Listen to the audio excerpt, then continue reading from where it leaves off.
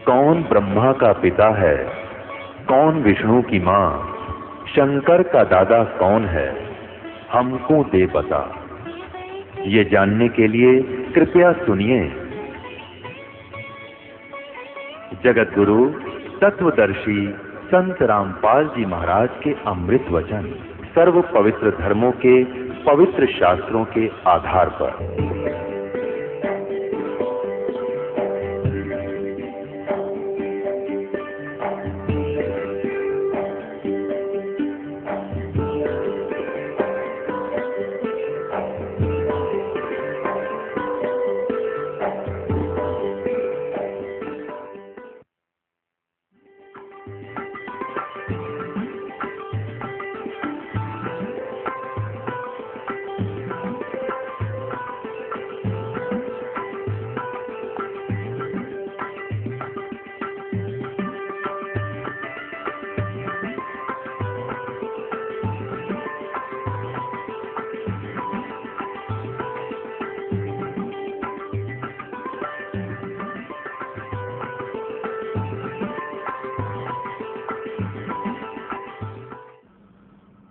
उस परमेश्वर की साधना ना करके आप अन्य साधनाएं करते हो, भक्ति करते हो, उनसे तुम्हें लाभ नहीं होता। अपने आत्माओं किसी भी संत ऋषि की आप थ्योरी देखो, अपना अनुभव देखो,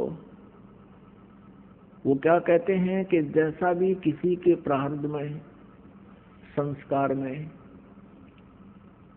लिखा हुआ है वो तो उसे भोगना ही पड़ेगा। एक दुखी प्राणी संकट निवारण के लिए क्या आशा करता है कि भगवान जीव के दुख दूर कर देता है। परमात्मा कहाँ मिलता है? संतों के पास जाते हैं कि वो परमात्मा की भक्ति करके और कुछ शक्ति प्राप्त कर लेते हैं और उस शक्ति से वो अन्य को भी सुख देते हैं। इसलिए वो कहाँ कहाँ जाते हैं? कोई ऋषि के पास, जंतर मंतर करने वाले के पास, कोई झाड़ फूक करने वाले के पास, और या किसी साधु संत के शिष्य भी बनकर जैसे वो बताते हैं वो साधनाएं करते हैं। और जब उनके संकट दूर नहीं होते हैं तो वो उस स्थान को छोड़ देते हैं, दूसरी जगह जाते हैं। जैसे कोई मंदिर में जाता है या कोई गुफाओं में जाते हैं या कोई पहाड़ों पर जाते हैं या कि तुलसी जाटी के धागे बांधते फिरते हैं, कोई कहीं किसी तीर्थ स्थानों पर जाते, वहां से कोई लाभ नहीं होता, तो फिर भी ये आत्मा हार नहीं मानती, क्योंकि इसको मालूम है कि एक परम शक्ति है परमात्मा जो सब दुख दूर कर सकता है। उसके लिए फिर कोई बताता है कि हमारे गुरुजी के पास चलिए, आपका सब कष्ट दूर हो जाएगा, वहां भी चले जाते। वो ऋषि, गुरुजी, संत, मंडलेश्वर पहले तो उसके संकट निवारण के लिए कोई ना कोई धर्म पूर्ण क्रिया अवश्य बताते हैं। जब उनसे लाभ नहीं होता है तो फिर वो कहते हैं कि बेटा ये तो तुम्हारा प्रारब्ध का कर्म है। प्रारब्ध माने तेरे भाग्य में लिख दिया गया है, तेरी जीवन हिस्ट्री में लिखा गया है, इसको खत्म नहीं कर सकते, ये तो तुझे भोगना ही पड़ेगा। आप किसी भी संत ऋषि के पास जाइए, वर्तमान में भी यही सिद्धांत है उन लोगों का, वो कह देते हैं कि देखो कर्म तो तुमने भोगना ही पड़ेगा, कर्म का दंड दुख जो है तुम्हें भोगना ही पड़ेगा, भक्ति करो आगे जीवन सुखी हो जाएगा। भले पुरुषों किसी के पैर में कांटा लगा हो और वो किसी से कहे कि देखो मेरे पैर में पीड़ा हो रही है, कांटा लग के गहरा चला गया, टूट गया, अंदर घुस गया, दिखाई नहीं दे रहा बाहर से, तो जानकार व्यक्ति देखकर बता देता है कि तेरे पैर में कांटा लगा है, जिस कारण से तुझे ऐसा है, पीड़ा हो रही है। अब वो व्यक्ति ये कहे कि कांटा तो मैं निकाल नहीं सकता, कांटा तो ये निकल नहीं सकता, अब तू जूता पहन ले, आगे कांटा नहीं लगेगा, आगे कांटा नहीं लगेगा। क्या ये संभव है? कांटा लगे पैर में जूता कभी नहीं पहना जा सकता। कांटा निकले, पीड़ा नष्ट हो, फिर जूता पहनेगा वो व्यक्ति इस डर से पहनेगा कि कहीं फिर जूता निकाल दिया और जूता ना पहना तो फिर से वो पीड़ा ना हो जाए, कांटा ना लग जाए। तो जिनके ऊपर आपत्तियां संकट आए हैं, प्रारब्ध के हों चाहे तीन ताप के हों, उनको न तो ये देवता ठीक कर सकते हैं, न श्री ब्रह्मा, श्री विष्णु, श्री शिव जी उन तीन ताप और श्राप आदि और प्रारब्ध के कर्म को ये नाश नहीं कर सकते। न ब्रह्म कर सकता, ये सरपुरुष नहीं कर सकता, न ये परब्रह्म कर सकता जिसको अक्षर पुरुष कहा गीता जी अध्याय नंबर 15 के श्लोक नंबर 16 और 17 में तीन प्रभु बताए हैं। सरपुरुष और अक्षर पुरुष भी नहीं कर सकता, केवल परम अक्षर ब्रह्म, परम अक्षर पुरुष कबीर देव आपके उस प्रारब्ध के कर्म को भी नाश कर सकता है, पाप का नाश कर सकता है। मासा घटे न तिल बधे, बिदना लिखे जो लेख, साचा सतगुरु मेट कर भाई ऊपर मार दे मेघ। अब साचा सतगुरु यानी देखो यहाँ नकली सतगुरुओं की कमी नहीं, उनके पास ये जड़ी नहीं, वो पावर नहीं, और परमेश्वर भी स्वयं आते हैं, वो ऋषि संत के रूप में यहाँ प्रकट होते हैं, उस समय सतगुरु रूप में ही होते हैं वो, और वो हमारे प्रारब्ध के पाप का दंड का नाश करके हमें सदा के लिए सुखी कर देते हैं, फॉरएवर नष्ट कर देते हैं उस किस्मत में लिखे हुए दुख को। तुम कौन राम का जपते जापम, तात गुड नयतीनु तापम। तुम किन भगवानों की भक्ति करते हो जिनसे तुम्हारे ये तीन ताप भी नष्ट नहीं हुए, तुम्हारे दुख भी दूर नहीं हुए। अपनात्मा वो परमात्मा कबीर देव है, कबीर साहब है। अब फिर क्या होता है कि जब तक हमें परमेश्वर का सही मार्ग नहीं मिलता, परम संत मिलते नहीं, तो ऋषियों के पास, गुरुओं के पास जाते हैं। सभी पहले तो अपनी धार्मिक क्रियाएं आपके ऊपर लाद देते हैं, आप भी दुख संकट निवारण के लिए उनको करना प्रारंभ करते हो। अंत में भी आपको ये जवाब दे देते हैं कि ये तुम्हारे प्रारब्ध में लिखा है, ये तो भोगना पड़ेगा। और उदाहरण देते हैं, जैसे भगवान विष्णु को श्राप दिया था नारद जी ने कि तू एक जीवन मेरे की तरह पत्नी के वियोग में बिताएगा, और वो दंड, वो श्राप, वो नारद जी के द्वारा दिया गया श्राप श्री विष्णु जी अपना भी श्राप नाश नहीं कर सके, उसको भी उन्होंने भोगना पड़ा। श्री रामचंद्र रूप में राजा दशरथ के घर जन्म हुआ, विवाह हुआ, विवाह होते ही वनवास हुआ, वनवास से 2 वर्ष के बाद ही सीता का अपहरण हुआ और लंका में निवास हुआ। बहुत समय तक वहां युद्ध हुआ, उसके बाद सीता जी को वापस लाए। 1 वर्ष 2 वर्ष के बाद सीता जी को फिर निष्कासित कर दिया। आजीवन श्री राम और श्री सीता जी कभी इकट्ठे नहीं रह सके। बच्चे कहीं, आप कहीं, वो प्राणी सुखी नहीं हो सकता। भले ही श्री रामचंद्र जी अयोध्या के राजा थे, लेकिन आप कहीं और पत्नी कहीं, बच्चे कहीं, तो जीव सुखी नहीं हो सकता। और ये ब्रह्मा विष्णु महेश एक जीव संज्ञा में है, ये परमात्मा नहीं है, पूर्ण परमात्मा नहीं है। अब ये बातें बड़ी खटकती हैं, पहली बार जो ये ज्ञान सुनता हूँ आत्मा को, पुण्यात्मा उनके इतिहास में लिखा है। इस काल ने, ब्रह्म ने विष्णु और ब्रह्मा से कहा शिव पुराण में कि तुमने अपने आप को भगवान मान लिया एक दूसरे ने, और तुम युद्ध कर रहे हो, तुम्हारे ये भ्रम का निवारण करने के लिए मैं अब प्रकट हुआ हूँ। उनके बीच में जो ब्रह्मा और विष्णु लड़ रहे थे, बीच में स्तंभ खड़ा कर दिया, एक पिलर लिंग खड़ा कर दिया, चमकदार बहुत बड़ा खंबा। तब इसने जाकर कहा था कि तुम ईश नहीं हो, तुमने अपने आप को भगवान मान लिया, ये बहुत गलत किया। अब थोड़ी सी यहाँ झलक दिखानी पड़ेगी ना, तो ये कुनियन जितनी कड़वी है ये शब्द जो दास ने कहा कि ब्रह्मा विष्णु महेश ये भगवान नहीं है, क्योंकि ये स्वयं भी अपने कर्म के दंड को भोगा है। और भगवान किसी भी प्रकार का दंड नहीं भोगता। वो तो पाप नाशक है, उनको तो दंड हो ही नहीं सकता, लेकिन दूसरों का भी, वो अपने आश्रितों का भी वो पाप नाश कर सकते हैं। अब आपको दिखाते हैं श्री शिव पुराण। एक समय श्री ब्रह्मा जी और श्री विष्णु जी में इस बात पर युद्ध हो गया। श्री ब्रह्मा जी गए विष्णु जी के पास उनके लोक में, और विष्णु जी आराम से शेष नाग की सैया पर विश्राम कर रहे थे। लक्ष्मी जी उनके पास बैठी थी और भी बहुत से उनके गण पार्षद साथ में थे। ब्रह्मा जी वहां पर पहुंचे और विष्णु जी ने ब्रह्मा जी को खड़ा होकर सत्कार नहीं दिया, तो ब्रह्मा जी ने कहा कि मैं तेरा बाप आया हूं, मैं सबका उत्पत्ति करता हूं, मैं ब्रह्मा हूं, और विष्णु तू मेरा पुत्र है, तू मेरे आए हुए का सत्कार नहीं करता, तेरे में अभिमान हो गया है, तेरी बुद्धि ठिकाने लानी पड़ेगी।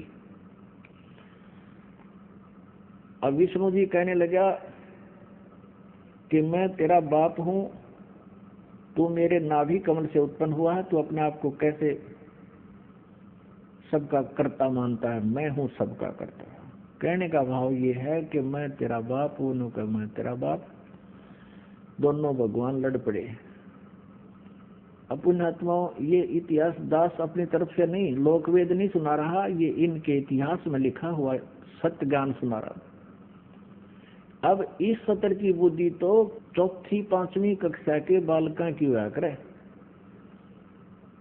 और वो बच्चे झगड़ रहे होते हैं, टीचर उनको बुलाता है, क्यों झगड़ रहे हो, इधर आओ, क्या कारण है तुम झगड़ रहे हो? वो बताते हैं जी यूं ने बोला मैं तेरा बाप है, दूसरा कहता ना जी पहले यूं बोला मैं तेरा बाप है, और दोनों आए कमीज पाट रखे एक दूसरे में पकड़ गए। इसी सत्र की बुद्धि के ये भगवान जी, जिनको भगवान कहते थे ब्रह्मा और विष्णु जी, आपके समक्ष करते हैं, देखना इन्हीं के इतिहास में। और इनकी पूजा करके हम अपने आप को अपना मोक्ष चाहते थे, यही हम भ्रम रहे थे। ये देखिएगा शिव महापुराण हिंदी टीका सहित भाग 1, खेमराज श्री कृष्ण दास प्रकाशन से प्रकाशित है। इसके अनुवाद करता है विद्यावृद्धि पंडित ज्वाला प्रसाद जी मिश्र कृत हिंदी टीका सहित, खेमराज श्री कृष्ण दास प्रकाशन बम्बई। इसके देखिएगा यहाँ से विद्वेश्वर संहिता, ये विद्वेश्वर संहिता है, ये 11 पृष्ठ पे शिव पुराण, ये विद्वेश्वर संहिता है, भाग 1 अध्याय 6। नंदीकेश्वर बोले, भगवान शिव का वहां नंदीकेश्वर बोले, हे योगिंद्र, आगे एक समय विष्णु भगवान शेष सैया पर अपने गरुड़ आदि पार्षदों से संयुक्त लक्ष्मी सहित शयन करते थे, लेटे हुए थे। उस समय ब्रह्म ज्ञानियों में श्रेष्ठ, देखिए लेखक की बुद्धि, कहता ब्रह्म ज्ञानियों में श्रेष्ठ ब्रह्मा जी अपनी इच्छा से, अब ब्रह्म ज्ञानी का ज्ञान देखियो आगे ब्रह्मा जी का, अपनी इच्छा से ही वहां आए और सब प्रकार सुंदर सेज पर शयन करते हुए, सब प्रकार सुंदर सेज पर शयन करते हुए कमल लोचन श्री विष्णु जी से पूछने लगे, तुम कौन हो? ब्रह्म ज्ञानी ने नहीं पता तुम कौन हो, और वह मिलन जा रहा, तुम कौन हो? मुझे देखकर अभिमानी पुरुष के समान शयन करते हो, सो रहे हो। हे वत्स, ब्रह्मा जी कहते विष्णु को, हे वत्स, हे बेटा उठो, देखो मैं तुम्हारा स्वामी आया हूं। आए हुए गुरु को देखकर जो अभिमान करता है, उस द्रोही मूड का प्रायश्चित होना उचित है, यानी उसकी बुद्धि ठिकाने लानी चाहिए। यह सुनकर विष्णु जी के अंतर में तो क्रोध हुआ, अंदर तक गुस्सा हो गया, पर ऊपर तेने दिखाया मैं छो मना रहा, गुस्सा नहीं कर रहा हूं, और बोले, परंतु बाहर से शांत रहे और बोले, हे वत्स, विष्णु जी बोले ब्रह्मा को, बेटा तुम्हारा मंगल हो, बैठो इस आसन पर विराजो। इस समय तुम्हारे नेत्र कुटिल, यानी आंख क्यों टेढ़ी होगी, आंखें क्यों तुमने लाल कर रखी हैं, और मुख वक्र, और मुंह क्यों टेढ़ा कर रहा है तू, क्यों हो रहा है? ब्रह्मा जी बोले, हे वत्स विष्णु, ब्रह्मा जी बोले, बेटा विष्णु, तुमको समय के प्रभाव से अभिमान है। हे पुत्र, मैं तुम्हारा रक्षक और जगत का पिता मैं हूँ।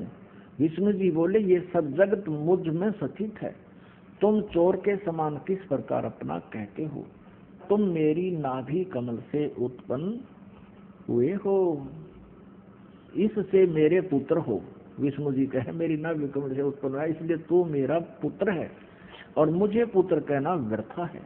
नंदीकेश्वर बोले, इस प्रकार ब्रह्मा विष्णु दोनों ही रजोगुण से मुग्ध होकर विवाद करने लगे। मैं श्रेष्ठ हूँ, मैं स्वामी हूँ, ऐसा कहकर एक दूसरे को मारने की इच्छा से युद्ध करने में उत्सुक हुए। अब श्रेष्ठ का दिन पता लग गया तो मरना चार हो गए। आगे देखो, तब संपूर्ण देवता वो तो लठ बजा रहे हैं आपस में, ब्रह्मा और विष्णु तो मारने कटने को तैयार हो गए, और कहते हैं संपूर्ण देवता विमान में बैठकर उस महा अद्भुत युद्ध को देखने को चले आए, और आकाश में उनके ऊपर फूल बरसाने लगे। वारे देवताओं, देखो पुण्यात्माओं, इनकी अकल देखो हमारे देवताओं की। अब यहाँ के देवता भी से हैं तो बाकी हमारे देशों का ठिकाना कहाँ होगा? अब देखो पुण्यात्माओं, यदि किसी दो व्यक्तियों का आपस में कहा-सुनी हो जाती है और सभ्य लोग वहां इकट्ठे हों तो वो क्या करते हैं, उनका बीच बचाव करवाते हैं, कहीं इनका आपस में झगड़ा होकर चोट ना लग जाए और इनकी मृत्यु ना हो जाए। तो इनको तो देवता कह सकते हैं जो उनका बीच बचाव करे, और वो दोनों लड़े और देवता ऊपर से फूल बरसाओ, शाबाश मरो कटके। अरे वाह देवताओं, ये देवता है, तो इनको देवता कह सकते हैं? नालायक आदमी। और ये भगवान है जो इस बात पर लड़ने लग रहे, मैं तेरा बाप, उन्होंने मैं तेरा बाप।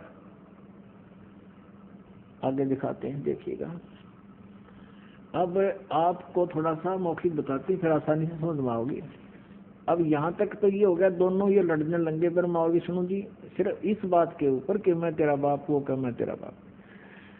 अब क्या होता है कि इनके बीच में इनके पिता ब्रह्म ने, जो काल रूपी ब्रह्म कहलाता है, जिसको सदाशिव भी कहते हैं, वो कभी अपने वास्तविक रूप में किसी के सामने प्रत्यक्ष नहीं होता, वो अन्य रूप बना लेता है। कभी विष्णु का रूप बना कर आ जाता है, कभी शिव का रूप अपने पुत्र का, और कभी ब्रह्मा का रूप बना करके किसी को दिखाई देता है। तो ऐसे इसने सबसे पहले भ्रम पैदा करने के लिए इन दोनों के बीच में एक स्तंभ खड़ा कर दिया, लिंग, बहुत लंबा पिलर तेजों में।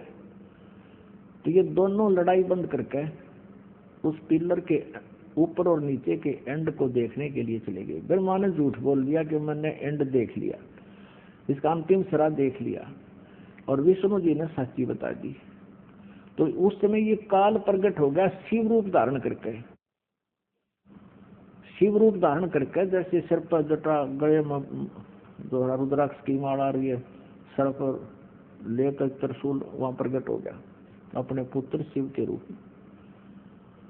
तब इसने दोनों से कहा कि तुमने अपने आप को भगवान मान लिया, ये अच्छी बात नहीं, तुम भगवान नहीं हो, तुम ईश नहीं हो। देखिएगा, अब ये समझाते हैं आपको। अब ये प्रश्न नंबर 17 आपको दिखाते हैं, विद्वेश्वर संहिता का शिव पुराण पृष्ठ 17 और विद्वेश्वर संहिता अध्याय 9। अब यहाँ नंदीकेश्वर बोले कि इस प्रकार भगवान ने उन नम्र हुए ब्रह्मा और विष्णु पर अनुग्रह करके उनके युद्ध में जो परस्पर उनकी सेना मारी गई थी, उस सब को अपनी शक्ति से जीवित कर उठाया। उन दोनों की अज्ञानता और वैर को दूर करने के अर्थ, उन दोनों की अज्ञानता, विष्णु और ब्रह्मा की अज्ञानता और वैर को दूर करने के अर्थ दोनों से कहा। ये सुनिए, ये सुनने की बात है 17वें पृष्ठ पे। अब ये काल इनका पिता कहता है मेरे सकल और निष्कल भेद से दो स्वरूप हैं, परंतु और ईश्वर नहीं, और कोई ईश्वर नहीं है। ये काल कहता मैं ही सब कुछ हूँ, इस कारण उनके दो रूप नहीं हो सकते। पहला सतम रूप यानी पिलर, पहला सतम रूप और पीछे मूर्तिमान रूप धारण किया। इसमें ब्रह्म रूप निष्कल है, निष्फल नहीं निष्कल है, और ईश्वर ईश रूप सगुण है। मेरे ये दोनों रूप सिद्ध हैं, दूसरे किसी के नहीं हो सकते। इस कारण तुम दोनों को अथवा दूसरों को ईश्वर तव की प्राप्ति नहीं हो सकती। तुमने जो अज्ञान से अपने को ईश माना, यह बड़ा ही अद्भुत हुआ है। तुम दोनों ने अपने आप को भगवान मान लिया। तुमने जो अज्ञान से, मूर्खता से अपने आप को भगवान मान लिया, ब्रह्मा और विष्णु को कह रहा है ये काल भगवान, ये शिव पुराण में लिखा है, यह बड़ा ही अद्भुत हुआ। और उसके दूर करने को ही, यानी तुम्हारी बुद्धि को ठिकाने लाने के लिए ही मैं रण स्थान में आया। अब तुम अपना अभिमान त्याग कर मुझ ईश्वर में अपनी बुद्धि लगाओ। मेरे प्रसाद से लोक में सब अर्थ प्रकाश करते हैं। या देखना, मैं ही परब्रह्म हूँ, ये काल मूर्ख बनाओ इनको, मैं ही परब्रह्म हूँ, मेरा ही कल अकल रूप है। ब्रह्म होने से मैं ईश्वर हूँ, ब्रह्म होने से मैं ईश्वर हूँ। अनुग्रह आदि ही मेरा कर्तव्य है। सर्वव्यापी होने से और जगत वर्धक होने से मैं ब्रह्म हूँ। हे ब्रह्म केशव, समतव और व्यापक होने से मैं आत्मा हूँ। मैं इस सब का ईश्वर हूँ, यह मेरा है, मेरे सिवाय किसी दूसरे का नहीं है। प्रथम तो ब्रह्म तो ज्ञान के निमित्त निष्कल रूप का प्रारंभ हुआ। अब आपको दिखाते हैं, ये 18वें पृष्ठ पे, 18वां पृष्ठ हो गया, ये 17वां हमने पढ़ लिया। अब इन विद्वेश्वर संहिता 62 टीका 9वां अध्याय खत्म हो गया। अब ये 10वां यहाँ से प्रारंभ होगा। तो 10वें अध्याय में ये क्या कहता है, हे पुत्रो, ये काल कहता है हे पुत्रो, ये कृत आपने, यानी कृत माने ये जॉब, नौकरी, सठीठी और उत्पत्ति की तप से प्राप्त किया है, तुमने तप करके प्राप्त किया है, जो कि सृष्टि की उत्पत्ति और पालन कहाता है। ये कृत है तुम्हारे, सो मैंने प्रसन्न होकर तुम्हें दिया है। इसी प्रकार दूसरे दो कृत रुद्र और महेश को, अब ये ध्यान से देखना, यहाँ ये पुराण का ज्ञान बोल रहा है, तो यहाँ पर ये ब्रह्मा विष्णु महेश और इन रुद्रों से, जो 11 रुद्र हैं, उनसे भी भिन्न है। वो काल है और वही 21 ब्रह्मांड का स्वामी है। महेश को प्रदान किए हैं, परंतु अनुग्रह कृत कोई भी पाने को समर्थ नहीं है। अब ये जो ब्रह्मा जी, विष्णु जी और शिव जी और महेश को कह रहा है कि इनको भी मैंने ही एक एक विभाग दिया है और इन सभी ने तप करके प्राप्त किया है। वो चौथा यानी 5वां कौन है, वो काल है। और वो यहाँ भी कह रहा है कि मेरा एक ओम अक्षर है, नथिंग एल्स। ये देखिएगा, विद्वेश्वर संहिता अध्याय 10 ही चल रहा है, पृष्ठ 19 पे। ये पृष्ठ नंबर 19, विद्वेश्वर संहिता अध्याय 10। अब यहाँ से पढ़ेंगे हम। ये 19 पृष्ठ पर देखिएगा, रूप वेशकृत आसन वाहन और आयुध में हमारी क्षमता है। हे सौम्य, मेरे ज्ञान के विमुख होने पर, मेरे ज्ञान के विमुख होने से तुम्हें अज्ञानता आ गई। मेरा ज्ञान होने से ऐसा नहीं होता। ज्ञान और रूप महेश के तुल्य हो जाता है। इस कारण इस ज्ञान की सिद्धि निमित्त ओंकार नामक मंत्र जप करो। यह अभिमान दूर करने वाला है। सोई निज मंत्र उपदेश करते हैं। यह ओंकार मेरे मुख से उत्पन्न होने से मेरे ही रूप का बोधक है और महामंगल करने वाला है। यह वाचक है, मैं वाच्य हूँ।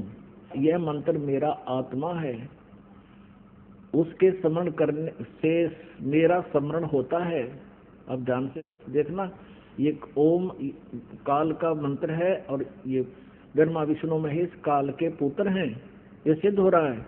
उत्तर की ओर मुख से अकार, पश्चिम के मुख से उकार, दक्षिण के मुख से मकार, पूर्व के मुख से बिंदु, मध्य के मुख से नाद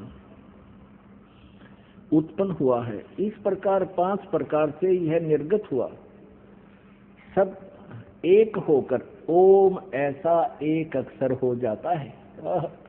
गीता जी अध्याय नंबर 8 के श्लोक नंबर 13 में भी यही गीता ज्ञानदाता श्री कृष्ण में बोल रहा है। ये काल ओम इति एकाक्षरम ब्रह्म विवरण माम अनुसमरणीय प्रयाति तदंदेहम सयाति परमाम गतिम। तो सिद्ध हो गया कि ये जो पुराण का ज्ञान दे रहा शिव पुराण का, ये काल है और यही श्री कृष्ण में प्रवेश करके बोल रहा है। और ब्रह्मा विष्णु महेश इसके पुत्र हैं। यह सब नाम रूपात्मक वेद भूत दोनों कुल अर्थात स्त्री पुरुष भेद से भौतिक शरीर वर्ग 2 का भेद वाला है। वह इसी मंत्र से व्यापक है और शिव शक्ति का बोधक है। इसी ओंकार से सब जगत का बोधक प्रणव उत्पन्न हुआ है। अकार आदि मकार कर्म से अर्थात आकार से, नकार से, उकार से, मकार से सी व नाद से यह प्रकट हुआ है। और इसी पंच अक्षर से 5 भेद से मात्र का आकार से ये सारा कुछ लड़कान हुए। इससे शिरो मंत्र और 4 मुख से त्रिपाद गायत्री यानी ओम नाम से ही सारा कुछ आगे इसके ये सब इसी से बने करोड़ मंत्र उत्पन्न हुए इसी से, लेकिन मूल मंत्र यही है। इस श्रेष्ठ मूल मंत्र से सब सिद्ध भोग और मोक्ष की सिद्धि होती है आदि आदि। अच्छा, कहने का भाव ये है,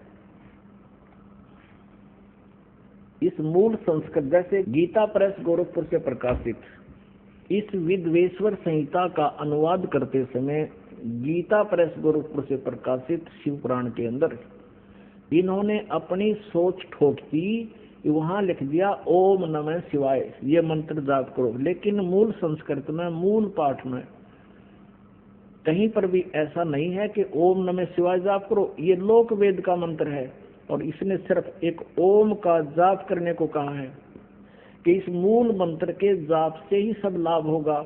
आगे करोड़ों मंत्र जो तुमने बना लिए वो व्यर्थ हैं। इसलिए तो गीता जी अध्याय नंबर 8 के श्लोक नंबर 13 में कहा कि ओम इति एकाक्षरम ब्रह्म व्यवहारण माम अनुसमरण यह प्रयाति तदंदेहम सयाति परमाम गतिम। ये देखिएगा शिव पुराण, ये गीता प्रेस गोरखपुर से प्रकाशित है। संपादक हनुमान प्रसाद पोदार और ये प्रकाशक मुद्रक गीता प्रेस गोरखपुर। ये है विद्वेश्वर संहिता श्री शिव पुराण, वही गीता प्रेस गोरखपुर से प्रकाशित है। पृष्ठ नंबर 24 का ये ब्रह्मा और विष्णु के बीच में इस काल भगवान ने एक स्तंभ खड़ा कर दिया, ये पिलर यानी लिंग खड़ा कर दिया और इसका भेद ये नहीं पा सके। फिर वो खुद प्रकट होकर इनको समझाने लगा।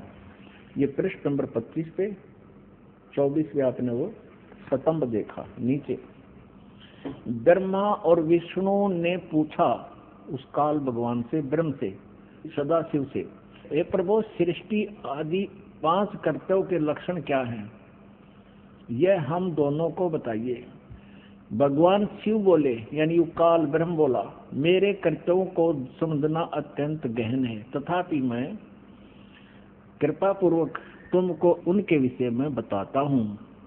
ब्रह्मा च्युत इसको कहे हैं विष्णु को, सृष्टि, पालन, संहार, तिरोभाव और अनुग्रह, ये 5 ही मेरे जगत संबंधी कार्य हैं जो नित्य सिद्ध हैं। अब 26 पे देखो, कमाल कर दिया। ये 26 पे है, यहां देखिएगा। पुत्रो, वही वर्णन है जो आपको अभी खेमरा श्री कृष्णदास प्रकाशन से पढ़कर सुनाया था। ये तो वही है नू कानू। पुत्रो, तुम दोनों ने तपस्या करके प्रसन्न हुए मुझ परमेश्वर से सृष्टि और सतीची नामक 2 कृत्य प्राप्त किए हैं। विष्णु और ब्रह्मा को कह रहा है, ये काल, ब्रह्म, ये दोनों तुम्हें बहुत प्रिय हैं। इसी प्रकार मेरी विभूति स्वरूप रुद्र और महेश्वर ने, ये मैं नहीं है, 2 अन्य उत्तम कृत्य संहार और तिरोभाव मुझसे प्राप्त किए हैं, परंतु अनुग्रह नामक कृत्य दूसरा कोई नहीं पा सकता। अब यहां देखेंगे, अब ये जो बोल रहा है ये ब्रह्मा विष्णु महेश का पिता ब्रह्म है, काल है। मैंने पूर्व काल में अपने स्वरूप भूत मंत्र का उपदेश किया है जो ओंकार के रूप में प्रसिद्ध है। वह मंगलकारी मंत्र है। सबसे पहले मेरे मुख से ओंकार यानी ओम प्रकट हुआ, जो मेरे स्वरूप का बोध कराने वाला है। ओंकार वाचक है, मैं वाच्य हूँ। यह मंत्र मेरा स्वरूप ही है। प्रतिदिन ओंकार का निरंतर स्मरण करते रहने से मेरा ही सदा स्मरण होता है। मेरे उत्तरवर्ती मुख से अकार का, पश्चिम मुख से उकार का यानी ए और ऊ, दक्षिण मुख से मैं मकार का, पूर्ववर्ती मुख से बिंदु का तथा मध्यवर्ती मुख से नाद का प्राकट्य हुआ है। इस प्रकार 5 अवयवों से युक्त ओंकार का विस्तार हुआ है और इन सभी अवयवों से एकीभूत होकर प्रणव ओम नामक एक अक्षर हो गया। गीता जी धर्मराज के श्लोक नंबर 13 में गीता ज्ञानदाता भी यही काल है, ब्रह्मा विष्णु महेश का पिता है। वो कहता है ओम इति एकाक्षरम ब्रह्म विवहारण माम अनुसमरण यह प्रयाति तदम देहम सयाति परमाम गति।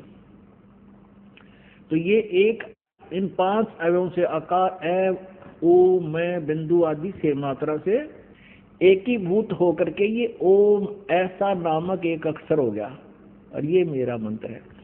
अब इन्होंने यहाँ गलती की है, देखो इसने स्पष्ट कर दिया। देखो अकार से उत्तरवर्ती मुख से अकार माने ए और पश्चिम मुख से ऊ, ए ऊ मैं, इससे मिलकर और बिंदु और मात्रा से मिलकर ये 5 इन सभी अवयवों से, इस प्रकार 5 अवयवों से युक्त ओंकार का विस्तार हुआ और इन 5 मंत्रों से एकीभूत होकर के ये एक ओम अक्षर हो गया। और ये अपने अज्ञानता से अनुवाद करता क्या कहता है कि मकार आदि कर्म से प्रकाश में आया है, वह अकार आदि कर्म से, ये अनुवाद गलत करा है, वह अकार आदि कर्म से और मकार आदि कर्म से प्रकाश में आया है। ओम नमः शिवाय ये पंचाक्षर मंत्र है।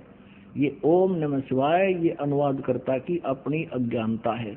मूल पाठ में ये कहीं ओम नमः शिवाय मंत्र नहीं है, केवल ये कहता है कि इन 5 अक्षरों से इन सभी अवयवों से एकीभूत होकर इस प्रकार ये 5 अवयवों से युक्त ओंकार का विस्तार हुआ।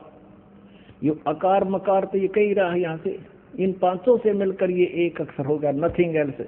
ये ओम नमः शिवाय ये कोई मंत्र नहीं है, ये गलत। इसका जाप करके हम शास्त्र साधना करके अपनी सारा जीवन व्यर्थ कर जाते हैं इन भ्रमित लोगों के द्वारा। हमने हिंदी पढ़ते रहे, हिंदी में ये मंत्र मिल गया, इसका रगड़ा लगा दिया। ये शास्त्र विधि त्याग कर मनमान आचरण होने से यूजलेस है, ये मंत्र नहीं करना चाहिए।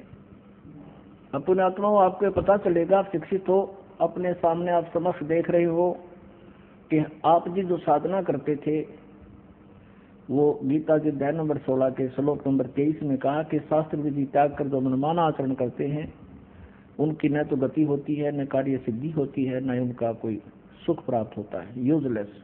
तो ये ओम नमः शिवाय, ओम भगवते वासुदेव नमः, अण्यम नमः, यू एवं नमः, ये बकवाद सारी केवल एक ओम मंत्र है, ये ब्रह्म का है।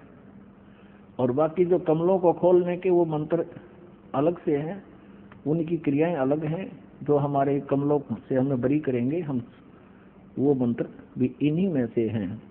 अब ये मूल संस्कृत आपने देखा, खेमरा श्री कृष्ण दास प्रकाशन बंबई से आपको मूल संस्कृत भी दिखाएंगे, उसमें कहीं भी ऐसा नहीं लिखा है कि उसमें ओम नमः शिवाय का जाप का संकेत हो। ये देखिए, ये वही पुस्तक है श्री शिव पुराण जो आपको पहले दिखा रहे थे, इसमें सारा संस्कृत भी साथ में है। विद्वेश्वर संहिता भाग 1 अध्याय 10 का हम पढ़ रहे हैं 19 पृष्ठ पे।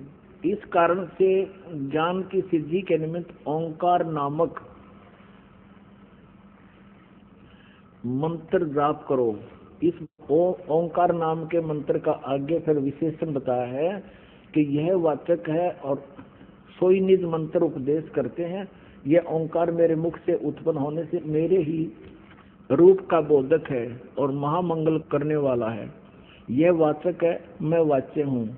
यह मंत्र मेरा आत्मा है, इसके समन से मेरा समन होता है।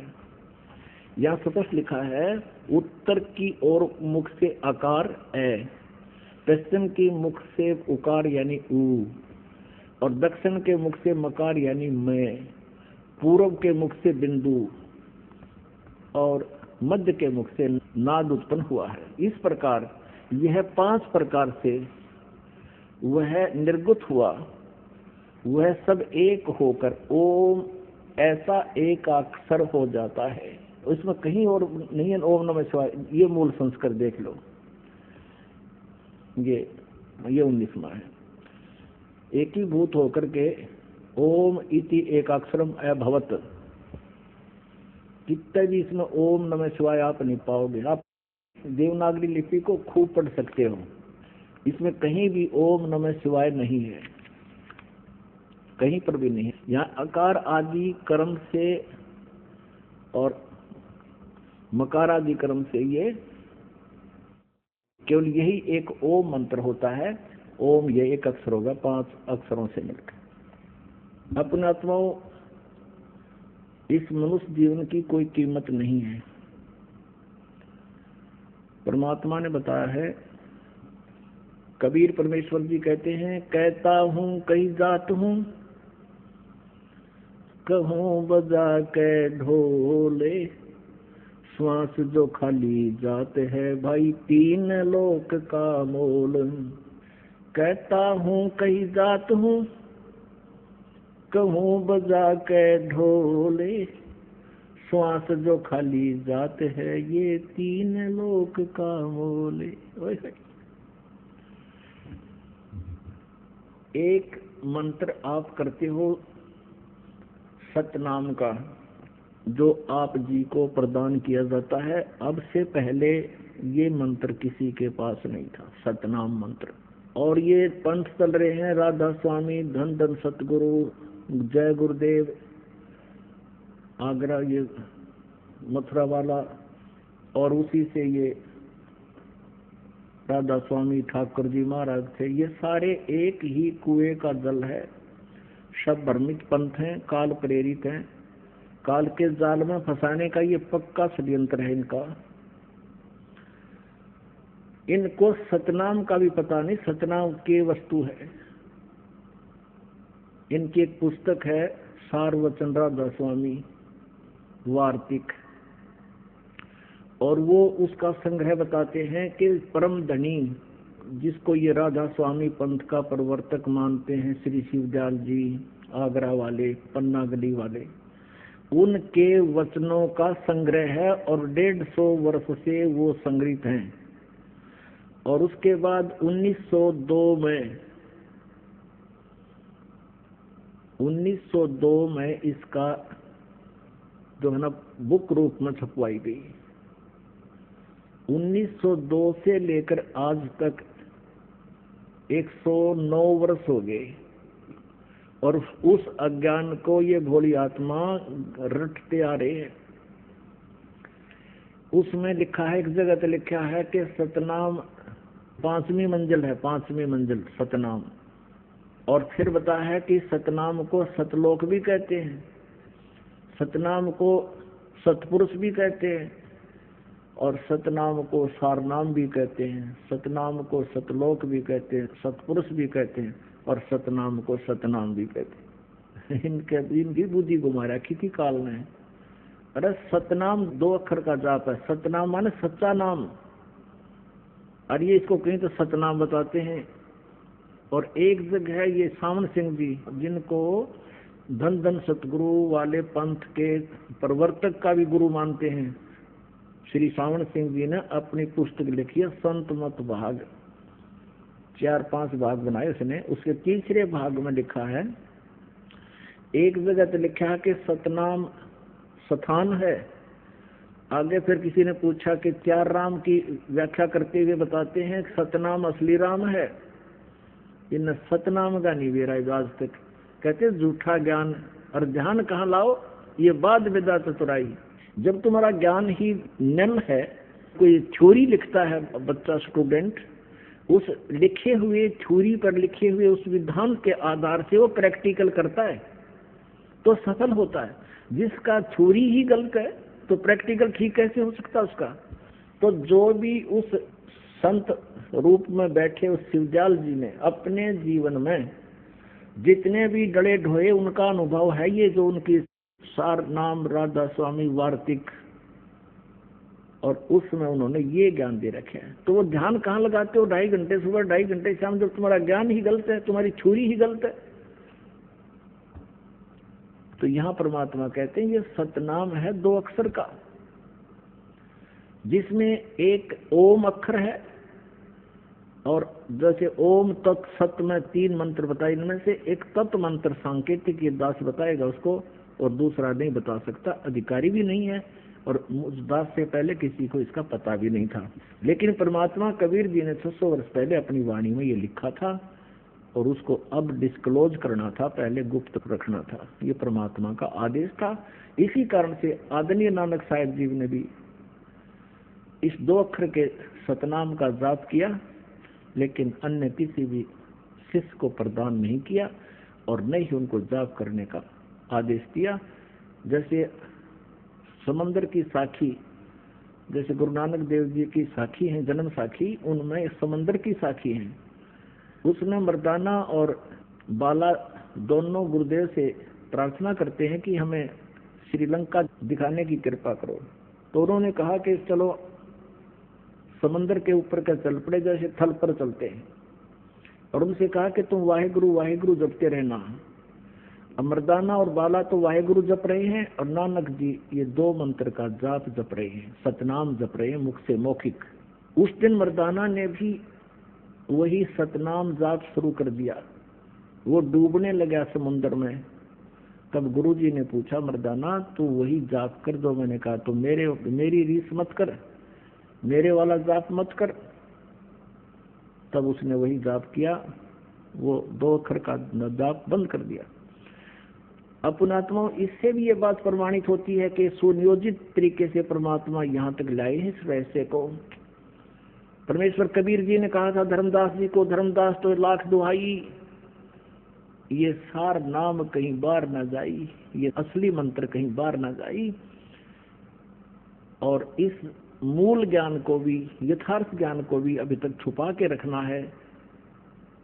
अब कलयुग के इस समय में इसको डिस्क्लोज करना था। इसे सिद्ध है कि ये मंत्र अभी किसी के पास नहीं था। गुरु नानक देव जी को अवश्य पता था, लेकिन इन्होंने आगे परमात्मा के आदेश से किसी को, सिख समाज को नहीं दिया। क्योंकि अब तक अगर ये मंत्र पहले से डिस्क्लोज होता तो ये नकली काल के दूसरा दस्वामी वाले इसका मंत्र बताते पाते, 2 अक्षर का ये मंत्र जाप करो, फिर ये दास क्या बताता आपको।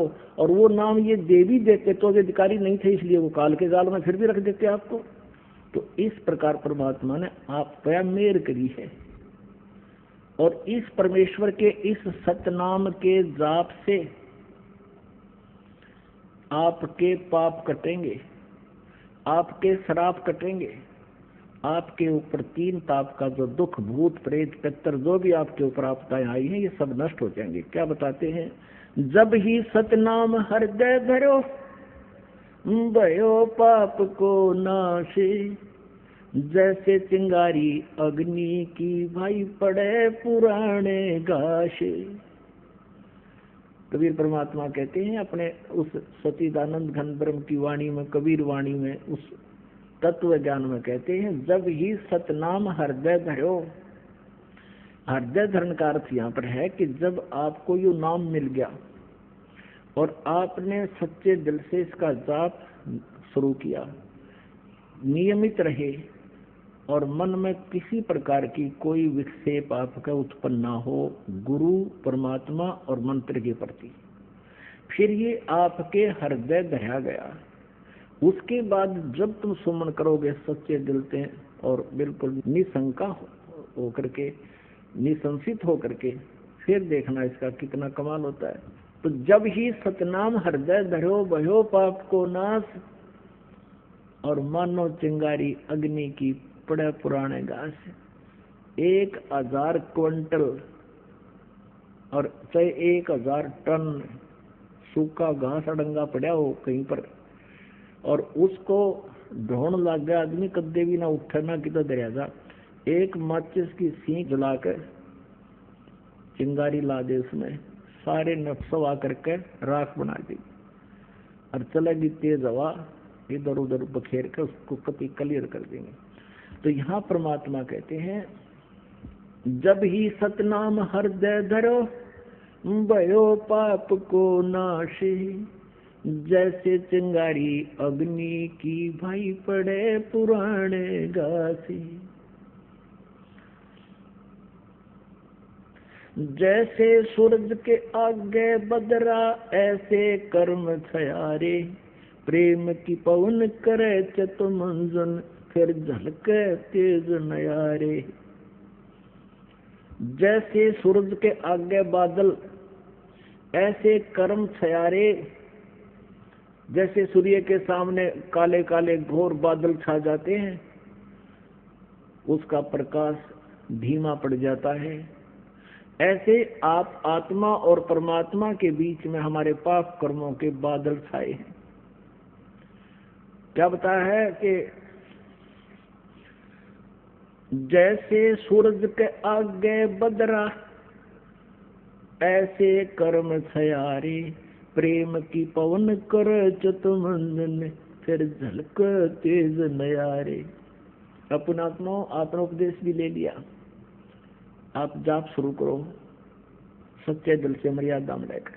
कुछ दिनों के बाद क्या होगा कि इस मंत्र से आपके असंख्य जन्मों के पाप जो संचित भी हैं, संचित भी वर्तमान में जो कर रहे हैं, ये भी समाप्त हो जाएंगे। क्योंकि प्रतिदिन हम जाप करते हैं, जैसे साबुन लगाते हैं कपड़ा साफ हो जाता है, डेली मैला भी होता है साफ हो जाता है, और पहले के कपड़े मैले रखे हुए भी साफ कर लेंगे, साबुन मिल गया, तेल मिल गया, सारी व्यवस्था मिल गई हमारी। तो पहले के संचित और प्रारब्ध और क्रियमान इन तीनों कर्मों का इस सतनाम के जाप से नाश होगा।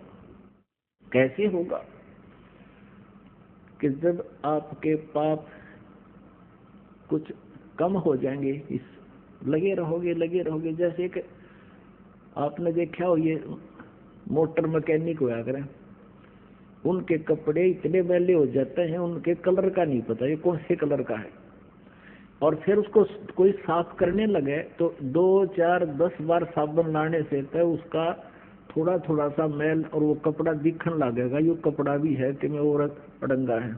और फिर उसको बार बार फिर धोएंगे, साफ करेंगे, तो धीरे धीरे साबुन से ना होगा तो पेट्रोल से ड्राई क्लीन करेंगे तो वो कपड़ा साफ होगा।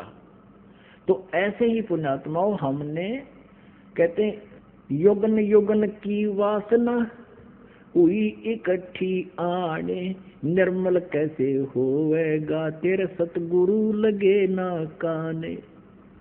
युगन युगन की वासना, युगों युगों के इतने पाप कर्म हो गए इकट्ठे आन, और निर्मल कैसे होगा कोई सतगुरु तत्वदर्शी संत परम संत तुझे मिला नहीं, वो सतगुरु लगे नहीं कान, यानी उनके वचन सुनने को नहीं मिले। और जब आपके हृदय में फिर कुछ दिनों के बाद क्या होगा, आपके हृदय में एक ऐसी पवित्र प्रेम उत्पन्न होगा भगवान के प्रति, पहली बार तो आप सत्संग सुनते हो, 2-4 बार तो ये ज्ञान सुनने को भी अच्छा नहीं लगता। धीरे धीरे आपको इतना आनंद आएगा फिर, क्योंकि जैसे मलेरिया के बुखार में, जवर में इंसान को, व्यक्ति को खाना भी कड़वा लगे, सेब संतरे भी कड़वे लगते हैं, टेबलेट खाने से, यानी कड़वी टेबलेट ही खानी पड़ती है। कहाँ तो वो रोटी भी खाना नहीं चाहता, वो भी कड़वी लग रही है। उस कड़वी को मीठा बनाने के लिए कड़वी टेबलेट ही खानी पड़ती है, कुनीन खानी पड़ती है, न चाहते हुए खानी पड़ती है। तो ऐसे इस ज्ञान को, और फिर मंत्र के मिल जाने पर सुमन उसके ऊपर विशेष कसक से जाप करने को आपने न चाहते हुए कुनीन की तरह खाना ही पड़ेगा, करना ही पड़ेगा। तो प्रारंभ में तो आपको मजबूरी सी होगी कि ये बता दिए इतने मंत्र गुरु जी ने, ये कैसे होंगे।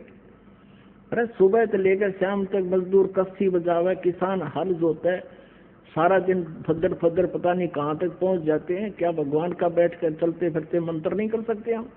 कुछ दिनों के बाद फिर इस मंत्र के बिना आपका दिल भी नहीं लगेगा। तो जैसे बुखार किसी को हो, जबर हो गया है, तो प्रारंभ में उसको रोटी भी अच्छी नहीं लगती, कुनीन खाने से, कड़वी कुनीन ही खाने से, न चाहते हुए भी खाने से, फिर कुछ दिनों के बाद उसका जबर ठीक हो जाएगा। फिर वही मीठी वस्तु आपको जो पहले कड़वी लगती थी भोजन, अब वो स्वादिष्ट लगेगा। अब जैसे परमात्मा कहते हैं, कबीर पिछले पाप से हरि चर्चा ना भावे, कै ऊँग कै ऊठ चले ना और बात चलावे। तुलसी पिछले पाप से हरि चर्चा ना भावे, जैसे जबर के बेग ते भाई भूख विदा हो जावे। तो ऐसे आत्मा के ऊपर पाप कर्मों का जबर हो गया, और इस जबर का नाश करने के लिए ये कड़वी टेबलेट, ये सत्संग वचन जो आज तक आपने सुने नहीं, एक बार तो विद के आदमी इस ज्ञान को सुनकर, एक बार तो ऐसा है जैसे जीभ के ऊपर कुनीन रख दी, ये बताते हैं ब्रह्मा विष्णु महेश से ऊपर कोई और शक्ति है, लेकिन इस कुनीन को आपने खाना चाहिए, इस तत्व ज्ञान को सुनते रहना चाहिए। फिर क्या होगा, कुछ दिनों के बाद ये मंत्र आपको दिया जाता है, तो कुछ दिन तो भक्त आते हैं, शिकायत प्रार्थना करते हैं कि सतनाम चलता नहीं, ज्यादा नहीं होता। कुछ दिनों के बाद आप इसको चलाते रहो धक्का सा करके, कुछ दिन फिर अपने आप चलेगा, आपको बहुत आनंद आएगा। फिर आपकी आंखों में आंसू आने शुरू हो जाएंगे, भगवान की जरा सी भी चर्चा होगी। तो क्या बताते हैं, युगन युगन की वासना हुई इकट्ठी आनी, निर्मल कैसे होएगा तेरे कोई संत लगे ना कान। जब संत आपके कान लग जाएंगे, यानी सतगुरु मिल जाएगा, फिर क्या होगा, जैसे सूरज के आगे बदरा ऐसे कर्म छयारे, प्रेम की पवन करे से तुम मंजन, फिर झलके तेज नयारे। आपको बताया ना कि जैसे 1000 टन घास फूस पड़ा हो अड़ंगा, एक माचिस की सींक लगा दे, सवा हो गया, तेज हवा चलक इधर उधर बना कर ऐसे फेंक दिया, कहीं गया। तो क्या बताते हैं कि असंख्य जन्मों की वासनाएं तुम्हारे पाप कर्मों को परम संत से प्राप्त उस सतनाम के मंत्र से सभा कर दिया जाएगा, और फिर प्रेम की पवन करे चितमंजन झलके तेज नयारे। फिर आंखों में भगवान के प्रति वो प्रेम जागेगा, आंखों से आंसू चलेगी, वह प्रेम की पवन चलेगी। इन बादलों को, जो बीच में बादल अड़े हुए हैं कर्मों के, उनको फेंक देगी, तितर बितर कर देगी, और फिर आपकी आत्मा निर्मल होगी, सतलोक प्राप्ति होगी। बोलो सतगुरुदेव की जय हो।